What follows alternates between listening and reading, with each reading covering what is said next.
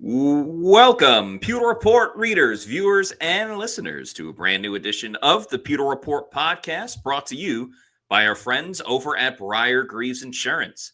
Protecting your assets starts with a company that you could count on. So whether it's auto, homeowners, flood, boaters, or business insurance, there's nobody better in the business to work with than the great people over at good old Briar Greaves Insurance. For more information, visit briargreavesinsurance.com or give them a call at 813-876-4166. That's 813-876-4166.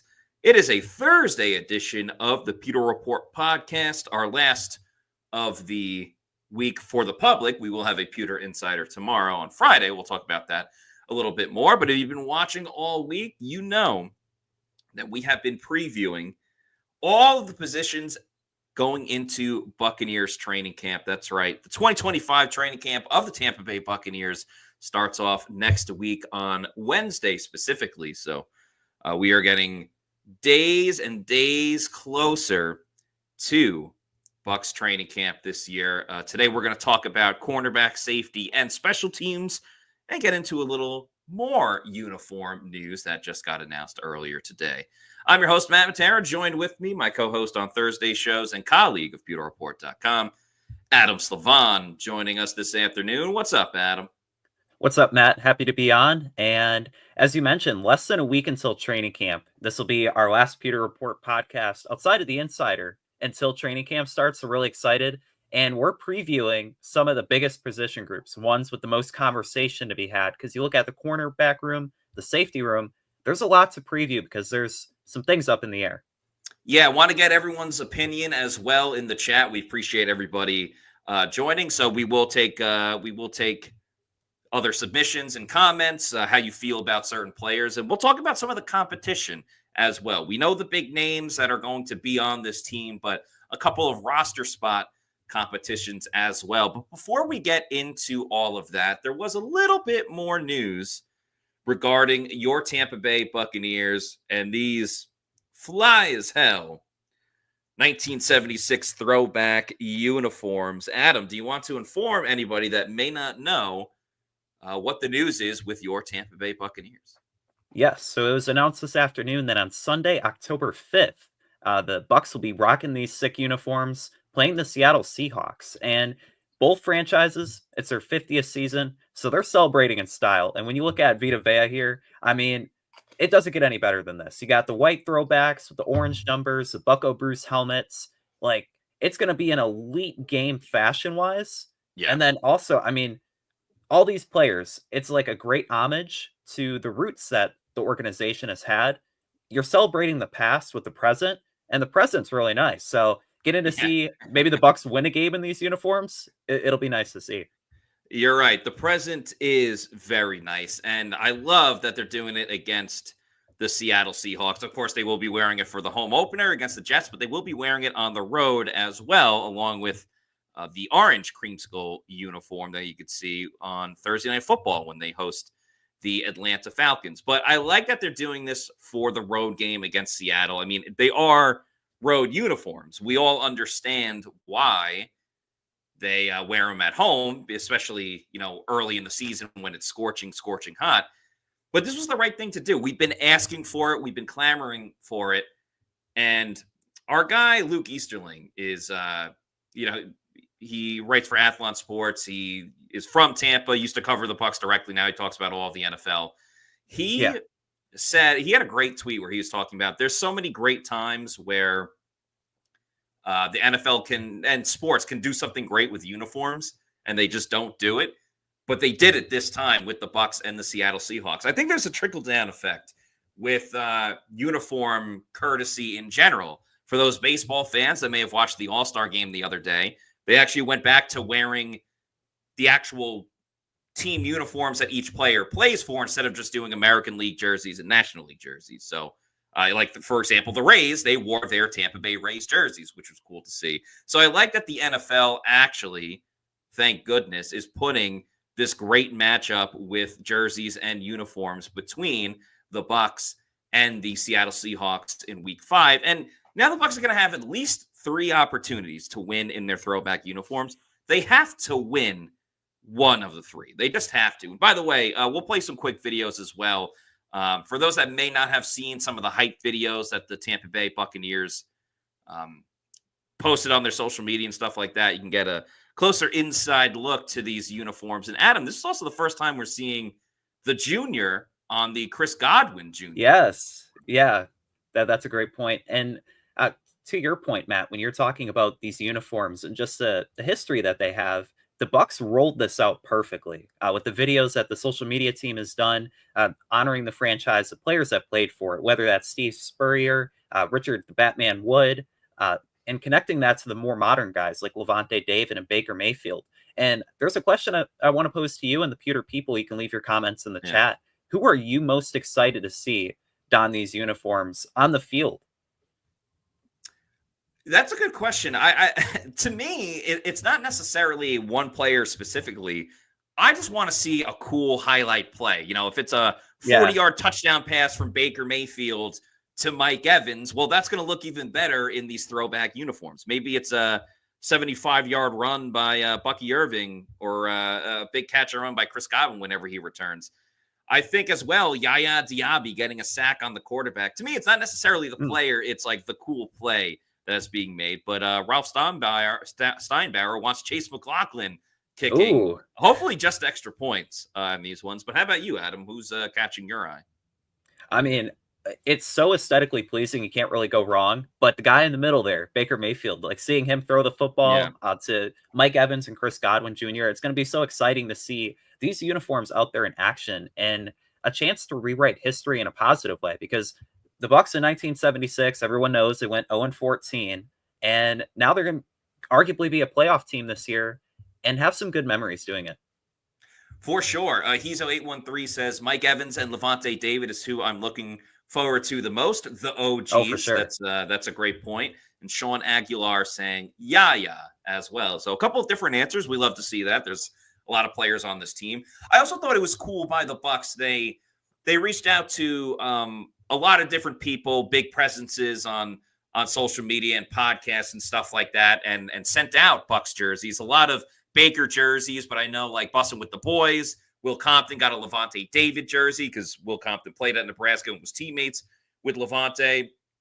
Part of my take got a Baker Mayfield jersey. Got it to our guy Stephen Shea as well. So shout out Stephen Shea. Who else was the other one? Trevor Sikkema, friend of the program, Pewter Report alumni. He got one as well. So it's cool seeing the Bucs kind of spread the awareness of these creamsicle and throwback uniforms, and it should be very exciting when they play. And I'm glad we don't have to wait that long. You know, we get them in week 3, we get them in week 5, then you got a little bit of downtime until that creamsicle jersey. But that is the latest update with the uniform news, and probably one of the last times we'll talk about the uniform news until they actually get to the game, because, you know, we got to talk about players, we got to talk about strategy, we'll talk about wins and losses and all that stuff. But we just want to put a bow on that topic. So moving on, as we said, we're going to preview cornerbacks, safeties, and special teams as well. We're going to go in order today, starting with the cornerback position. And I believe going into the year, it is going to be Jamel Dean and Zion McCollum, those two specifically, starting at the cornerback position. Yeah. We also know that Benjamin Morrison is going to be backing them up if he ever gets signed. But I also think there's a lot of intrigue with this cornerback room. I feel it's very, very deep. I'm curious about Jacob Parrish as well. Will he be a slot guy? Will he line up outside at corner? And I also don't want people to forget about Bryce Hall, because I think he could be important into the mix as well. But Adam, what's your overall overview or outlook of the cornerback room? And then we can kind of break it down a little more specifically as well. Yeah, I think when you look at the room, the first thought you have is who's going to be cornerback number 2. To start the season, one would probably think Jamel Dean, just based on his track record that precedes him. But you look at Benjamin Morrison and the playmaking talent that he showed for the Fighting Irish. He had those 6 interceptions his first year, went up against Marvin Harrison Jr. He has a connection to Todd Bowles, based on the fact that his father played with Todd Bowles during his last season. So you think that, Morrison would be liked by his head coach now. But who's going to be the healthier player between the two and who's going to be the better playmaker, I think really determines the cornerback 2 position. And while it might be Dean to begin the season in week 1, by mid-season or the end of the season, Matt, I wouldn't be surprised if the guy pictured here is your cornerback number 2, just based on the fact that he knows how to catch the football when it's thrown his way. He knows how to make plays. But more than that, I think his fit in the secondary will be huge because he's a zone corner. He can play some press coverage and some man. So seeing the cornerback position, I think will be one of the first looks at all the wrinkles that Todd Bowles has for this defense. And I'm curious how he's going to kind of utilize his personnel and all the different packages. And we could talk about that more as it relates to the nickel and the safety. But seeing how the corners play, I think will be a big determining factor for how far this defense goes. Yeah, I'm more curious about the corners than necessarily the safeties. There's certainly intrigue with Tyke Smith moving back to safety, but we already know what he brings to the table. Morrison has a very high football IQ, and I loved watching him go up against Emeka Egbuka during OTAs, but he did not participate in mandatory minicamp. So I'm curious, and now with like the Tristan Wirfs news and Chris Godwin, I don't know what to make of like Todd Bowles being like, this guy's going to be ready or that guy's going to be ready, because I don't know what to believe anymore. You know, they can go on the Pat McAfee show or even come on our show and say, oh, he's going to be good to go. But the fact that he didn't participate at mandatory minicamp after participating in rookie minicamp and OTAs, I'm not saying he's going to be out for a very long time, but it almost makes me feel like Morrison might be on a pitch count. And if that's the case, then fine. That's why you have that overall depth. Do you think Morrison is going to take over for Jamel Dean? If he does, are you saying it's going to be more because of a production standpoint, or do you think inevitably the wheels are going to fall off and Jamel Dean's going to miss too much time where it's like, hey, maybe you're better suited for the bench just strictly because of how often you get injured? Yeah, that's a great question. And I would say a little bit of both, right? Because Dean eventually is going to get injured. It's just a matter of when, really, not if, based on the fact that he hasn't played a full season yet in his NFL career. But Morrison, I think, has the chance to be more productive because you've seen throughout 6 seasons, Dean only has 8 interceptions. And it extends more than just the interceptions. But you want your corners to make plays. I mean, that's a pillar of a great defense, is having great players in the secondary. And right now, when you look at the cornerback position, I would say that the Bucs are in a good spot. But to be in a great spot, I think you want to go with the higher upside. And if it wasn't for the cornerback market really escalating during the offseason, where you're seeing guys get paid more than Jamel Dean, I think Jamel Dean gets cut and the Bucs kind of go for an alternative option. But because guys are getting paid $17, $18 million a year, they simply just held on to him and they're like, we know what we have. We'll do it for another season. But I like Morrison and think that he's the long-term piece. He's the guy that you're going to want playing for the next half a decade. While Jamel Dean, it might only be this season, maybe one more, and that's it for him. Yeah, that's a really good point, because if Jamel Dean is starting, you're like, wow, he's a bargain for a starter at corner, just based on, as you mentioned, all the prices that are getting paid to these corners. Now, some of these guys are a little more deserving than Jamel Dean, and Sauce Gardner getting $30.1 million per season. That's a big number, but I don't think Jamel Dean would relatively come anywhere close to that. But at the same time, if Dean is your third string corner, maybe you're overpaying for a third string guy, but it's only for one season because you can let him go and kind of reset the book all over again with a lot of underpriced corners. Because also at the same time, you're going to have to pay Zion McCollum at one point or another.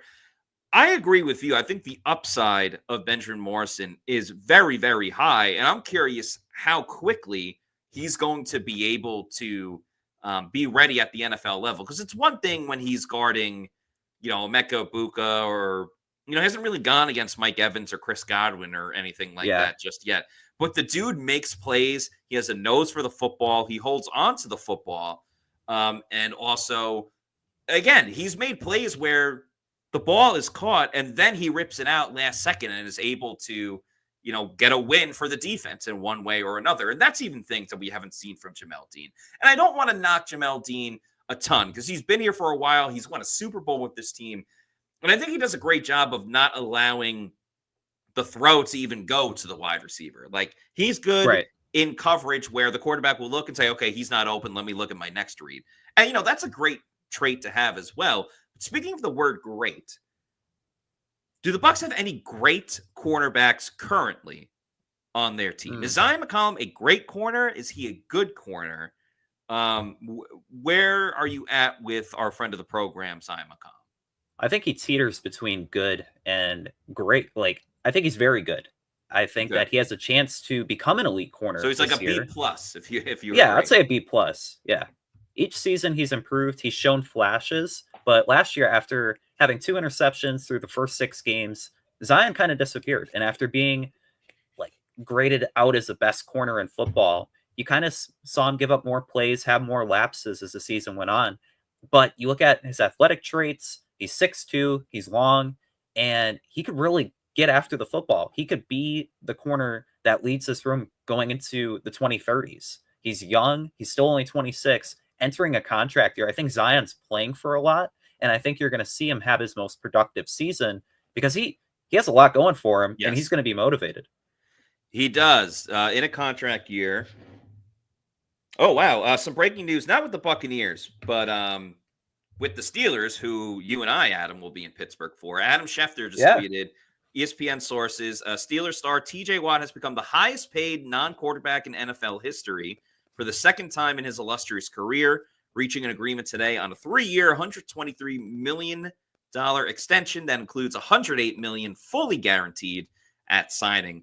The $41 million per year average is the highest of any non-quarterback in NFL history. The deal has been in the works between CAA Sports and the Steelers front office for months. So a little bit breaking news for you. And again, the Bucs maybe could have traded for him or for Myles Garrett, or we'll see what happens with Trey Hendrickson. But they went with the Hassan Reddick route. And I'm curious to see when it's all said and done, how many sacks TJ Watt has on the year and how many Hassan Reddick has. We can look at that at another time. And also good luck to Charlie Heck during joint training camp. That practice with TJ Watt. But anyway, to get back to Zion McCollum in this conversation with the corners, to me,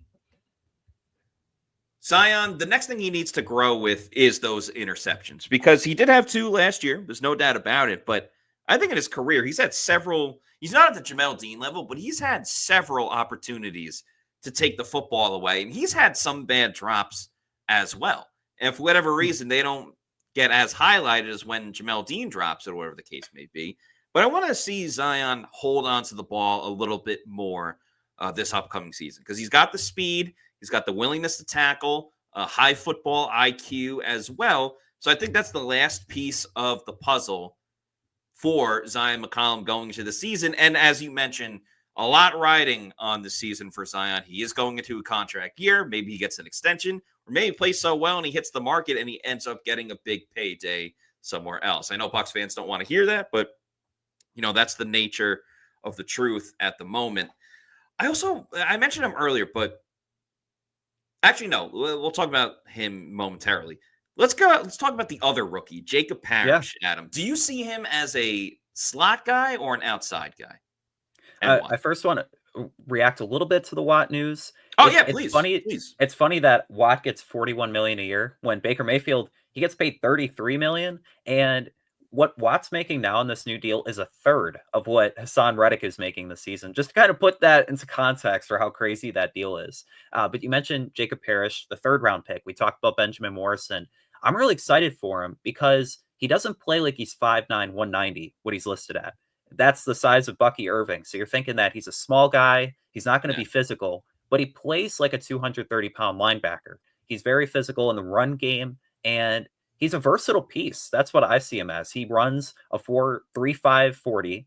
He can play on the perimeter. He can play inside against really quick slot wide receivers. And I think just based on that, you're going to see Todd Bowles be creative in how he uses him, because the nickel position, while he might be in line to probably play the most snaps there, there's also Christian Izien.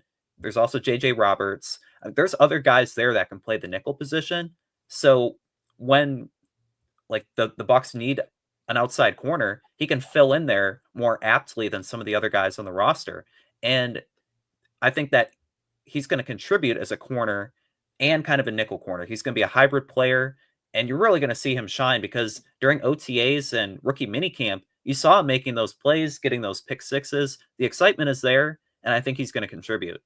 Yeah, I think he's going to be heavily involved, and he is going to be a Swiss Army knife. I think one game he might line up, let's just say he plays 75% of the snaps in a game. I think there might be one game where he's on the outside for 55% of it, and then the next game he's in the slot for 65% of it and hardly outside.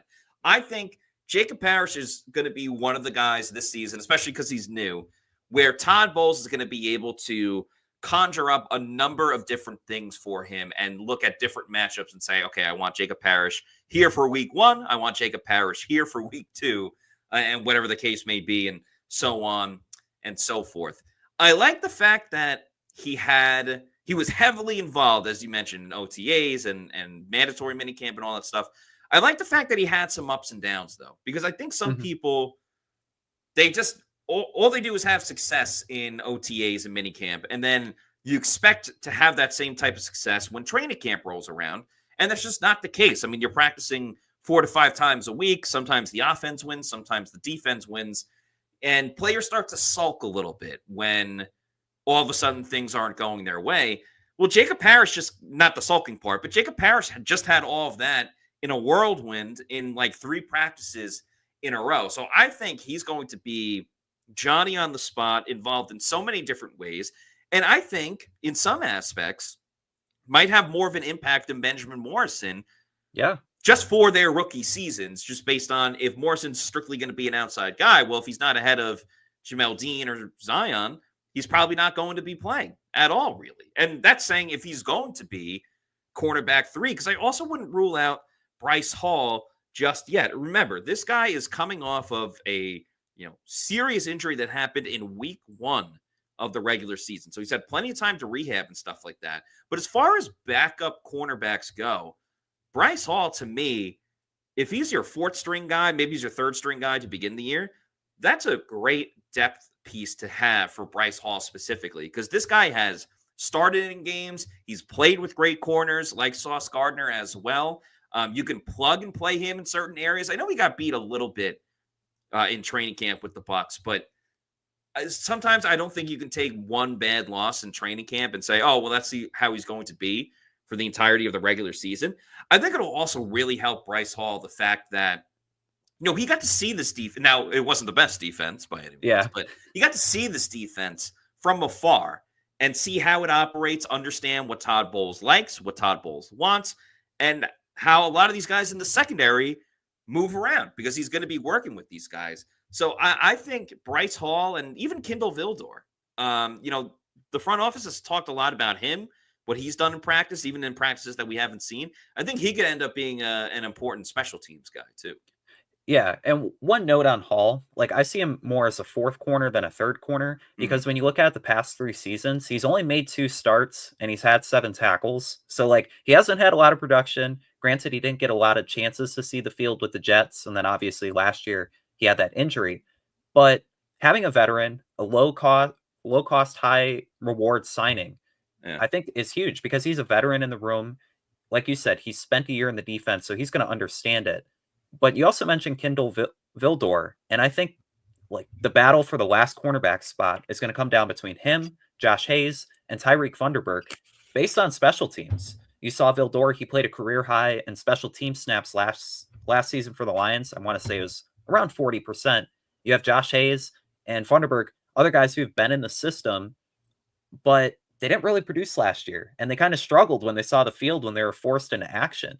So you kind of don't want to see them play too much. You want to see the other guys like Morrison, Parrish, Hall. Those guys kind of see the field. There's some intrigue, though, on whether they could flash. Yeah, I think Vildor is going to end up with one of the top special team spots. Especially, I don't know, the Bucs had an interesting thing last year. They brought in specific special teams guys, and it actually worked out really well. I thought Tavier Thomas, who's not on the team anymore. Yeah, he was really good on special teams. Blocked a kick as well against Atlanta. So I think Kindle Vildor will be that kind of version this year. Josh Hayes was good on special teams as well, but I don't think Josh Hayes is like this indispensable special teams piece the way that the Patriots had a guy for years, Matthew Slater. He was a wide receiver, but he hardly played. Like, he would go to the Pro Bowl as a special teams player, as a gunner and stuff like that. He would do some returns as well. I don't see Josh Hayes that way, but I do think there is going to be a competition between Funderburk and Hayes, maybe for that last spot or maybe even a practice squad spot. Unfortunately, Tyreek Funderburk was a great story last year. He was an undrafted free agent. He got the attention of Todd Bowles, played some games and stuff like that. But as you mentioned, did not perform that well in the games. And Josh Hayes has a little bit more of a leg up, I would say, on the special teams aspect of it. So for me, because Bryce Hall's back, because they drafted 2 corners, because Vildor is more experienced and has played in bigger moments, really, with Detroit having success over the past couple of years and Funderburk just being there last season. Unfortunately, I think Funderburk might be the odd man out, and it's Josh Hayes that gets by for one more season, based on what he can do on special teams. Yeah, especially because you can stash Funderburk on the practice squad.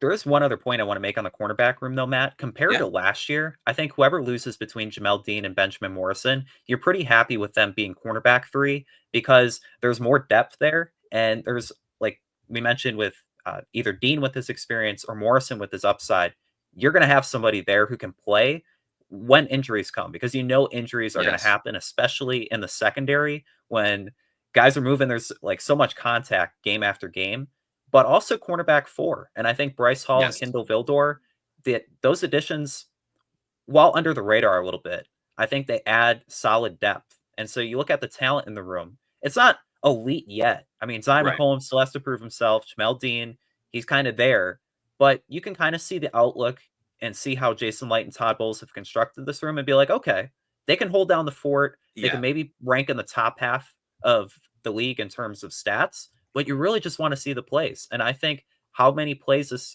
room makes is really going to determine how far the defense goes and kind of complementing the offense. Yeah, I think if you compare the entirety of the Bucs cornerback room to other teams across the league, it might not be as top heavy and as much star power the way some other teams do, but I think top to bottom, like, I would probably take the Bucs 3rd, 4th, and 5th stringers over many other teams' 3rd, 4th, and 5th stringers. Now, I don't know every team's back end of the quarterback room across the league, but that's how confident I am in some of these other guys, like the rookies and Bryce Hall and things of that nature.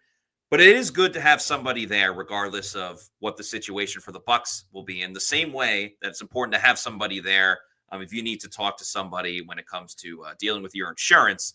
Unfortunately, we are in hurricane season, and we saw the impact that it had last year. So make sure you got everything right and everything corrected. And I'd recommend using Briar Greaves Insurance. Jason Light uses Briar Greaves Insurance. So if you love Jason Light, go over and reach out to Briar Greaves Insurance. If you're a longtime podcast listener, you probably remember the late, great Mark Cook talking about Briar Greaves Insurance. Pewter Report's Scott Reynolds has been a Briar Greaves customer for years, and there simply is not a better insurance company in the Tampa Bay area. So visit BriarGreavesInsurance.com to see for yourself. Briar Greaves Insurance is family-owned, and their main goal is helping people. They want to help people find the right insurance policy for you and your family. Whether it's home or auto, boating insurance, or business insurance, turn to Briar Greaves and find out why their personal touch and customer service sets them apart. The days of waiting on hold to speak with an insurance representative that you don't even know are over. With Briar Greaves Insurance, you'll have a relationship with your agent who can answer your questions and advise you on the best policies. As 2 recent hurricanes have shown all of us that live in the Tampa Bay area, there is a cost to living in paradise. Briar Greaves can help make sure you have the right hurricane and flood insurance to make sure you and your home are protected. Visit BriarGreavesInsurance.com today. That's Briar, B-R-I-E-R, Greaves, G-R-I-E-V-E-S. Or call their office today at 813-876-4166. That's 813-876-4166. And tell them that Pewter Report sent you. Again, reminder, Jason Light uses Briar Greaves Insurance. He said it on this show, on the Pewter Report podcast. There's video and audio evidence that Jason Light uses Briargreaves Insurance. So if he uses Briargreaves Insurance, you should be using Briargreaves Insurance as well. So shout out to our friends over at Briargreaves. We're going to talk, Briargreaves Insurance is all about safety, so it's only fitting that we talk about the safety position right now. We'll start with Tweez, better known as Antoine Winfield Jr. Little bit of a down season last year. All of us are chalking it up to, missing 9 games. First year of his career, he did not record an interception, only had 2 sacks, but he did have a fumble recovery that he took to the house for a touchdown. That was actually, I think we got, that's him picking it up. Yeah. This is for all the, if you're listening to it on Spotify, I'm sorry, but this is the picture of Antoine Winfield Jr. picking up the forced fumble caused by Zion McCollum. That's Antoine yards. Yes, that's Antoine Winfield Jr. running to the end zone on the fumble recovery, and there's his touchdown and celebration after. But what are your expectations, Adam, for Tweez, Antoine Winfield Jr. this season? Can he get back to how great he was 2 seasons ago when he was healthy and really doing everything and anything possible for this Tampa Bay Buccaneers defense? It's really lofty to expect that he reaches his 2023 levels because he was making game-changing play after game-changing play. The 122 tackles, 6 sacks, 6 forced fumbles. You can go on and on there. But I think he's going to get pretty close to that level this season because he's not the type of player who a lot of guys that get signed to big money deals and you just kind of see the effort, the fire dissipate. This guy, his dad, was a 12-year NFL veteran, and Winfield isn't the type to really slack off. Last year, he was hampered by injuries. He only played half the season. You saw that play against the Saints, but otherwise he wasn't really able to make those playmaking, game-saving chances. But this season, I think that having more help around him, it's going to allow him to have more free reign in the secondary. Like Todd Bowles will be able to blitz him, put him in different coverage looks. He'll kind of be Todd Bowles' chess piece that can move all around the board. And I think that with that, you're going to see more production. And I think he's still one of the best safeties in football. Maybe not the best right now, just based on last season, but he's a top 5 safety, and you're going to see him reclaim that status. I believe he will reclaim it. And the NFL is very much in a what have you done for me lately? They very much are a what have you done for me lately type of league. So, ESPN, Jeremy Fowler, they've been coming out with like their rankings of top players at each position and all that stuff like that. And they had Antoine Winfield Jr. 7th, which you might be saying, oh, hey, he's in the top 10. That's great. A year before, he was first. He was number 1. Nobody was better than Antoine Winfield Jr. And the year before that, I believe he was 2nd. So he went from 2nd to 1st to 7th. So that is kind of a big time jump. But if you remember, when Antoine Winfield Jr. won his All-Pro accolade and everything like that, I think he played even better after the Pro Bowl selection came out and he wasn't on there. I think you were with us at the time, Adam. It might have been your first year at Pewter Report. But he came out to the podium. He had his championship belt and was like lifting it up at the lectern with everybody. I think that kind of motivated him even more to, finish out the year great and make plays he did, of course, like knocking that ball into the end zone against Carolina. That was 2 seasons ago now. But I think that it's going to have that same type of impact again, where maybe, he's not reading ESPN and seeing that he's ranked 7th, but seeing other safeties get talked about before him, seeing people say, oh, he's a little bit smaller. I don't know if he can stay healthy for the entirety of a season. Because I think what hurt Antoine Winfield Jr. a lot more than anything else was the timing of his injuries. Yes. Remember, he got hurt that first game of the season. Then he missed up until week 5. He missed that Thursday night game against Atlanta. So it was tough for him to get into a rhythm. Then he was able to play a little bit, but then he missed the last 4 or 5 games of the regular season, but did come back for that playoff game. So he never really had a full rhythm, a full weekly regimen that, so many guys are creatures of habit in this league. And because he wasn't able to necessarily have that throughout the entirety of the season, I think that's why maybe you didn't see all the production that you wanted to. But it's certainly in there for him. And maybe we'll see him in the end zone again, but I certainly think we'll see him with the football in his hands, whether it's on an interception, whether it's forcing a fumble, or whether he's trying to knock it out of the hands of the quarterback, because he can do it all. And I don't think he's going to slow down by any means as long as he's playing. When he's playing, he's the best. It's just about being able to play. Yeah, and you make some great points there. And I know that you previewed the other defensive positions yesterday: defensive tackle, outside linebacker, inside linebacker. But I look at the safety spot, Matt, and I look at Antoine Winfield Jr. This is the guy that unlocks the Bucs defense, because they've had so many struggles the past couple of years. Even in the 2023 season, when he was doing everything in his power to lead this defense to victory, like, the other guys around him just weren't contributing. Right. And now I think there's so much talent on the defense. And you mentioned those ESPN rankings. They had Vita Vea in the top 10, Levante David in the top 10, and Antoine Winfield Jr. There's talent at each level. There's veterans that kind of stabilize each room. But Winfield has to not only stabilize the safety position, he has to elevate the safety position, because there's a guy next to him who he's moving back to safety, in Tyke Smith, after he played nickel last year. And Winfield's going to be kind of trusted to coach him up, but also make some plays, knock the football out, get after the quarterback again. And if this defense were to live up to its potential, it's going to see Winfield being back in the Pro Bowl, or maybe not the Pro Bowl, because he'll be in the Super Bowl instead. Yeah, I want him to make the Pro Bowl but not play due to a Super Bowl exception. We are going to talk about Tyke Smith, so good segue there. He's got a very compelling storyline, I believe, because he's going from the slot, from the nickel position, to his traditional position at safety. But I don't know. I always go back to what Todd Bowles was saying, what Jason Light was saying, where they weren't necessarily on the same page. Part of them wanted to just plug him at safety because there was no better option. And then part of them was like, oh, well, we don't want to put too much on his plate. But he has to play at safety because they don't really have any other answers. But at the same time, Tyke Smith picked up the game so quickly. Todd Bowles could not stop singing his praises last year. He's another guy, like, as long as he's healthy, he's fine. I love Tyke Smith's ability to punch out the football. I'm so excited for just the combination of Antoine Winfield Jr. and Tyke Smith, where on one play, Winfield can go and blitz and make a big play. And then Tyke, on a later drive, next possession, whatever the case may be, Winfield stays back, and Tyke's the one going after the quarterback, making big plays.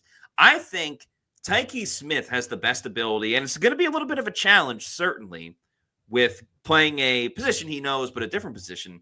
I think him playing 100% of the snaps, which is what is required in a Todd Bowles defense by a strong safety, he might take the biggest jump out of all of the year two players. I know Graham Barton has big things coming at center.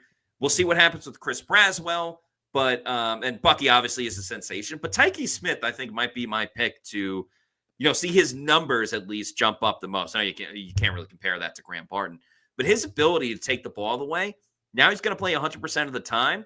I think it's only going to make the defense that much better.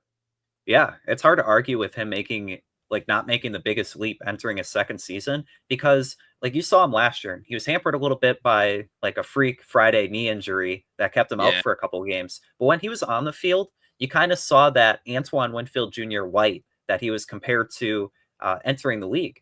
And because he's such a mature player, he understands the defense, he understands the responsibilities. And it's obvious that Todd Bowles would gravitate to him early and trust him with so much, because you saw him kind of moving and playing all over. And depending on where the wide receiver would go, he already was there, in the spot before the wide receiver finished his route. And so I think for Tyke Smith, he's a very intelligent player, and you're going to see him kind of make more plays because he's going to have more chances to. As you mentioned, he's going to go and play back at safety, where his snaps are only going to increase, and that only increases the chance to make those big plays. So you feel good about Antoine Winfield Jr. Probably feel great. You feel great about Antoine Winfield Jr. and Tyke Smith. I think Bucs fans got to feel pretty good in terms of a direct backup. Now, the slot position may change a little bit, and we may see him there because he started there as a rookie 2 seasons ago. But if something were to happen to Winfield or Smith, I think most Bucs fans feel pretty good about Christian Izien having to come in and play a little bit of safety if it's required, if it's called on him. This guy has seen a lot in 2 seasons, Yes. Gavin. He made his debut in that game against the Vikings, had an interception, got an interception not long after, I think the next game as well. He was a starter, then he was a backup the next season, but, got a lot of playing time just based on, injuries and things of that nature. He played corner the first game of the season when Bryce Hall got hurt. This dude will do anything to get on the field and help this team win. He actually just had a football camp over last weekend. So shout out to anybody that went to that over in the, I think it was in New York or New Jersey over there. But Christian Izien is the leader of the undrafted free agents at safety. And there's a lot of undrafted free agents at safeties. But, I really commend Christian Izien for the career that he is building, because it's not easy for an undrafted free agent to make it anywhere. And he's carved out a nice role on this team. Not always a starter, but can show up and pop up in certain areas and seems to make an impact one way or another. And, I think that's a good sign. It's impossible to have great depth everywhere, but Christian Izien, I think, fills in a good way for Tampa Bay's secondary. And Izien is the one defensive back that really isn't talked about a whole lot. And Yeah. I was looking over his numbers. His first 2 seasons, he played 69.5% of the defensive snaps and averaged 70 tackles across his first 2 seasons. And so when you look at that, Izien's going to have a role in the secondary, even if he's a backup. Like, you have the 5 starter set, Izien's that 6th man. He's that Lou Williams that can just come in, and you're going to get production wherever he kind of lines up, because as we kind of had the discussion with Tyke Smith, Izien, for being an undrafted free agent, like, the reason why he stepped into his starting role was because of his football intelligence. Like, he was NFL ready, even though that he didn't have like the big reputation. Like, Todd Bowles saw that he could play that role, and so he plugged him into that role. Yeah. And he thrived. I thought he did really well, like, based on the circumstances. The Bucs in 2023, they were a team in transition. They were just looking to get contributions from anyone, and he took that starting role in stride. And so with that, I really like Izien and think that this role where he is now, it's perfect for him.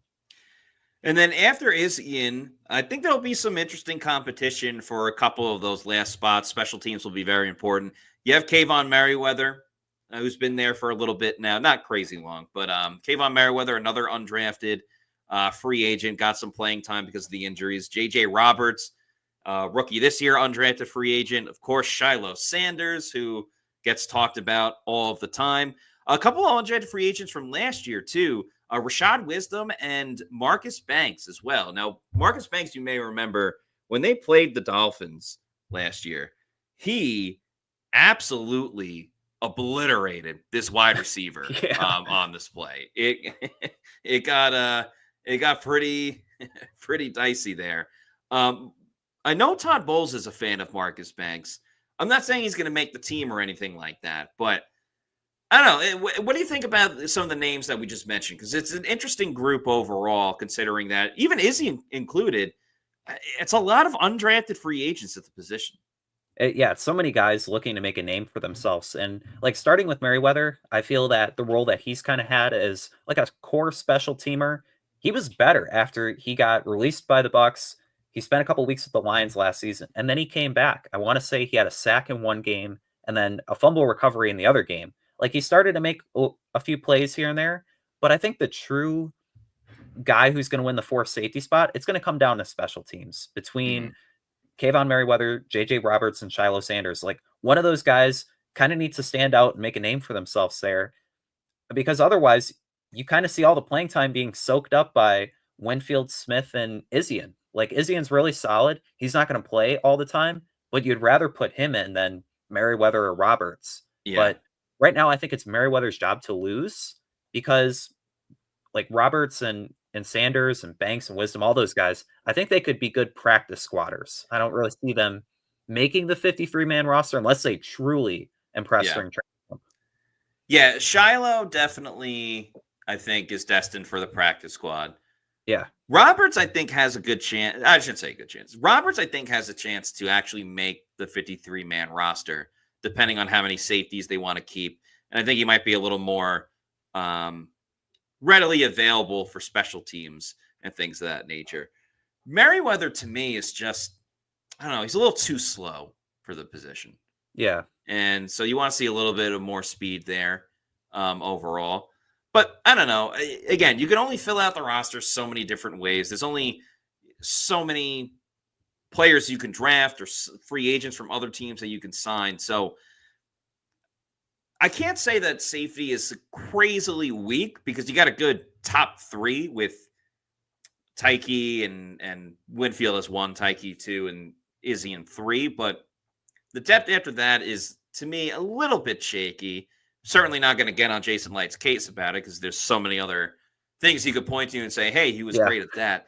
But that would concern me a little bit if long term, if one of the top 3 are out for a couple of games, because I don't know if the Bucs have an answer on that one. And especially because like the Bucs, they flooded so many other positions like inside linebacker, outside linebacker. Safety position is a little bit thin to me on paper because all it would take is an injury to Smith or Winfield, and you're looking at throwing one of those undrafted guys into the mix with Izzy, and it just begs the question, like, should the Bucs go out there if they were to sign a veteran? It would probably be at safety because like they need more help there. I know I need help finding a great place to enjoy happy hour. Oh, wait, I actually found it. That is walk-ons, of course. There are 3 walk-ons in the Tampa Bay area, one over in Lakeland, another in Wesley Chapel, and a third, certainly last but not least, over in Midtown, about 10 minutes away from Raymond James Stadium in Midtown Tampa, not far at all. It's going to be a great spot to tailgate, pregame, and watch any of the Bucs road games. Remember, they do start their first 2 games on the road. It's great for a tailgate before the Bucs games. Tuesday is the big day to go. It's all-day happy hour, including $5 Tito's.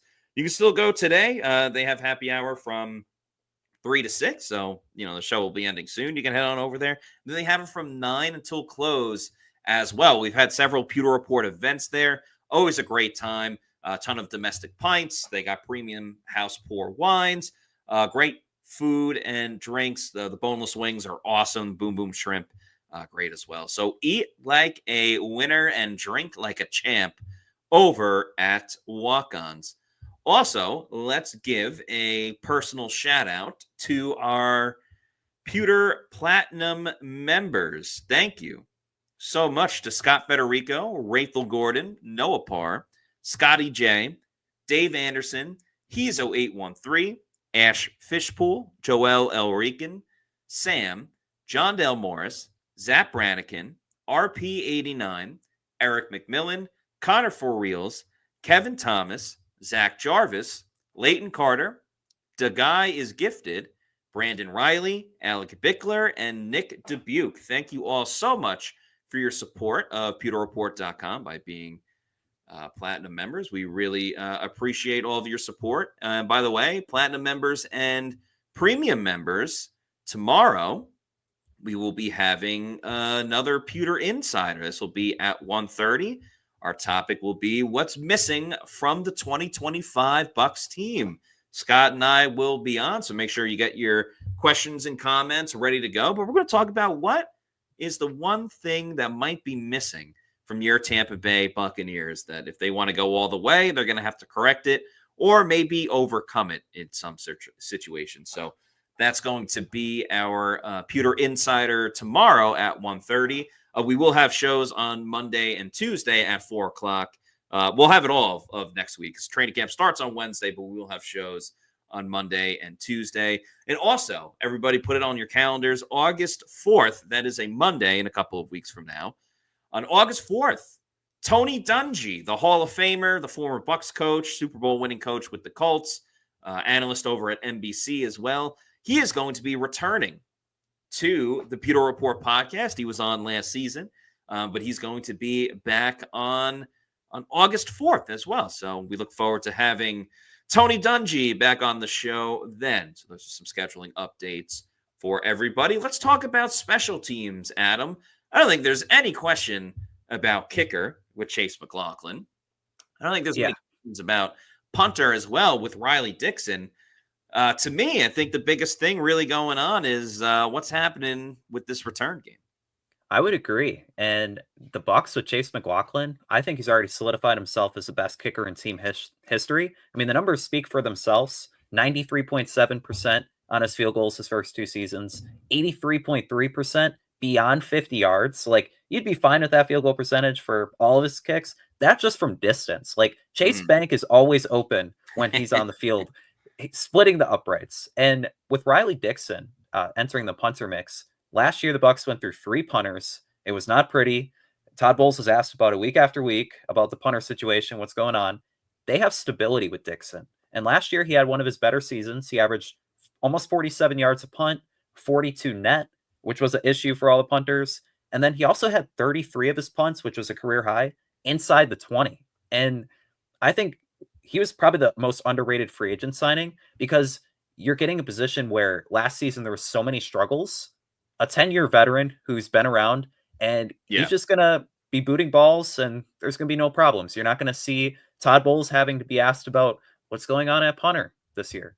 And with all that, you look at the returners, as you mentioned, that's Yeah. the biggest question mark because last year the leading kickoff returner was Sean Tucker, and you really like Sean Tucker. You want to get him on the field as much as possible, but you kind of want to see that explosion, Mm. especially because there's a stick of dynamite in Tez Johnson. He's just waiting. Like, you just got to light his fuse and he's going to go. Because although he runs a 4.5 140, like, he's so much quicker and elusive than that. And you saw that for the Oregon Ducks his last 2 seasons as a wide receiver. But I think he brings the most value to this team as a 7th round pick as a returner. And he probably has the inside track to be the punt returner. But I think he's Yeah. going to be competing with Tucker for some kick reps as well. First of all, Riley Dixon, I feel like I'll always remember because he may have been the first free agent I got correct with our Bucs battle Yeah, plan. I had him I going remember that. in all the years I've done the Bucs battle plan. That might have been the first time. I'm not talking about like re-signings of Bucs players and stuff like that. But as far as like new free agents coming, that may have been the first time I actually got one right. So shout out to Riley Dixon on that one. It also reminds me, shout out to Bailey Adams, a colleague of ours at pewterreport.com, when he asked Todd Bowles at the combine about the punter situation, what he wants to see in the next punter or whatever. And he just said, don't shank it. That's really all I'm asking for. So, like, yeah, Riley Dixon, I'm not really thinking too much into it. Like, just don't be terrible, really, is Right. I think all you can ask for. As far as the kick return game, I feel like the ship has sailed a little bit with Trey Palmer. I'm curious about the competition between. So someone's got to win punt return. Tez Johnson certainly could, but Cameron Johnson as well. Yeah. We kind of got robbed of seeing Cameron Johnson return punts because he got injured during training camp. He missed the first 2 preseason games, and then the third preseason game, he was out there for some punt returns, but I believe they were all either fair catches or they would like bounce out of bounds or something like that. He didn't really have an opportunity to go and return it.